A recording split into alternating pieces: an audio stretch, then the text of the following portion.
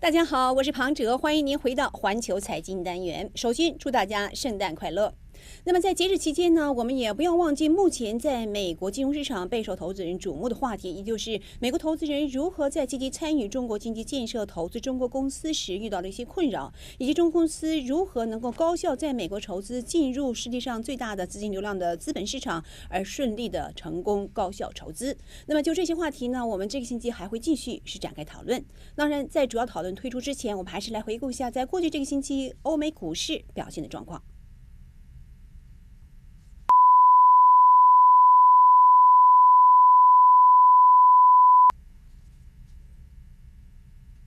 在过去的财经观察节目当中呢，我们曾经为大家介绍了一些目前中国公司上市之后受到美国投资人集体诉讼的这个内容以及呢一些探讨。那么在过去这个星期，美国主流媒体也有更多的一些新闻发布出来，特别是美国证监会有可能会对美国的一些投资银行、会计师和律师事务所进行调查，看他们是不是有助长中国公司上市过程当中的一些财务违规或者是欺诈的行为。也有可能是不是进行了一些误导。就这一问题呢，在明年年初很有可能会国会山庄也要进行听证。那么《华尔街日报》也还指出，中国证监会目前也确实是做出努力来提升中国的财会制度与国际财会制度接轨，但是在执行方面目前看来还仍然有些欠缺。那么在这次的节目当中呢，我们就中国公司如何因美国投资人提出法律诉讼，应该注意哪些事项的问题，进一步展开讨论。我们今天财经观察的两位嘉宾都是大成律师事务所在华尔街的新开办的办公室的一些合伙人和相当有资深的一些律师。那我们两位嘉宾，一个是李马修斯，另外一个是肖林女士。You experienced used to be a federal prosecutor? Yes, I was a federal prosecutor and a white-collar crime prosecutor with the Department of Justice. This is your familiar area. I'm very familiar with the issue that's come up. What is your initial reaction to this accusation, or true or false? We don't know. We have to wait until the investigation. What would you do to your client? Well, it's a significant issue. First, we advise our client very diligently that the whole issue of corporate governance is very important. So from the beginning, these are issues that we anticipate. The advice to the client today is to take this extremely serious. I would advise that they immediately conduct a up and down due diligence of their entire operation, that they recruit a reputable monitor or a compliance attorney to really go through up and down the company to assure that there are no problems to start with. And certainly, if there are problems, then the only solution is to come clean about it. But how did this issue come about? They are already accepted by the stock exchanges, or they are registered at the SEC to begin with. Now, all of a sudden, they are not qualified anymore. Yeah. Well, the technical issue is that they may very well not have been qualified in the first place. And so whose fault is that? Well, the capital markets have a very, very detailed procedure set up to review companies that are going to be listed and have access to U.S. capital markets. There are requirements where the organizers have certain responsibilities with respect to due diligence. Along that line, in addition, there are safeguards that are set up with the SEC in the filing process. The issue of corporate governance is extremely important because each of the officers and directors are personally responsible and signing and determining both the background information and all of the financial information that they file. Audited reports have to be filed, and persons and auditors responsible to the SEC have to file those reports. But SEC overlooked something again this time?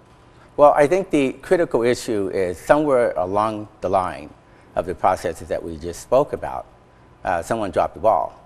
And what's behind that decision is still out there.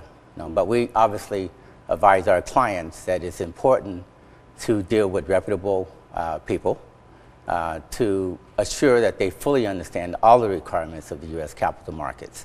There are some other networks SEC might look into too. It's not a Chinese company. It's some people here. No, bankers, exactly. This issue, law firms. The vertical effect of this issue is really significant, in that you have to understand that from top to bottom, beginning with the farmer who is plowing his field, to a banker making a decision to buy the stock, there are safeguards in that there are issues along the way.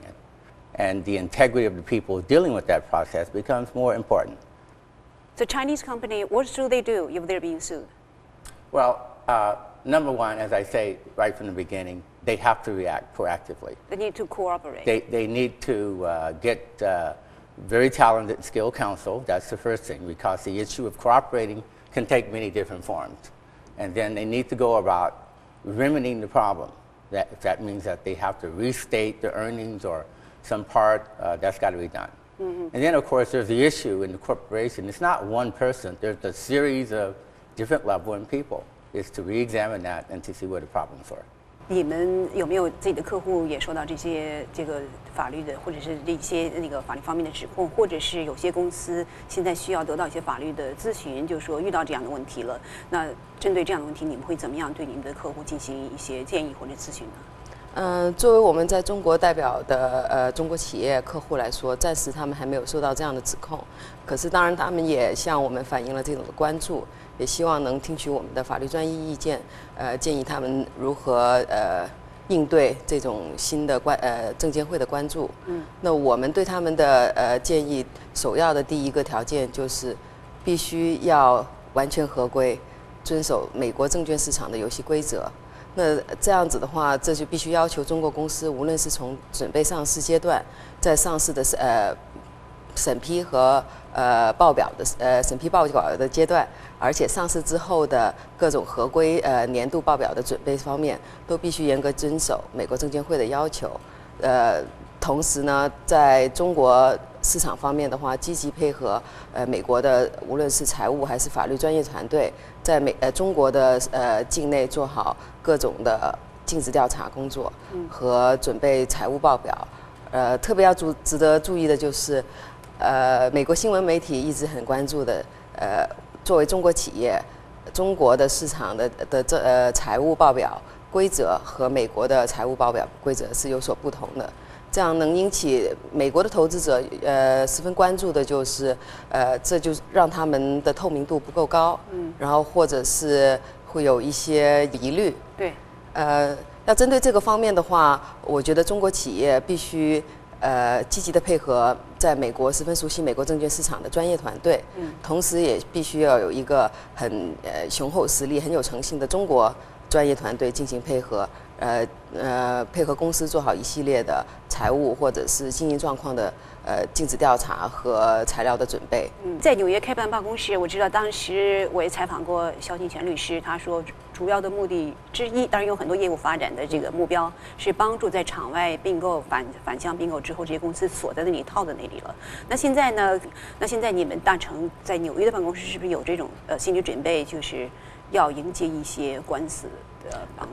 在我们纽约大城开办的时候，我们已经关注到，而且是准备好了协助中国公司积极的应诉，这也是我们业务的一项大的方面。就在我们纽约分所的话，我们有曾经在证监会工作了超过20年以上的高级合伙人，也有在联邦法院专门负责这种证券欺诈的各种诉讼的律师。至于中国公司如何遵守国际财会法规，以及国际财会法规都有具体的哪些注意事项呢？我们在下个星期的节目当中呢，是请到了国际4大财会公司之一普华永道的公司的专家，就这些方面问题为我们进行一些分析讲解。以上就是这个星期的环球财经单元，谢谢您的收看，我是庞哲，我们下星期同一时间再会。现在到现场交会在香港直播室的主播任任。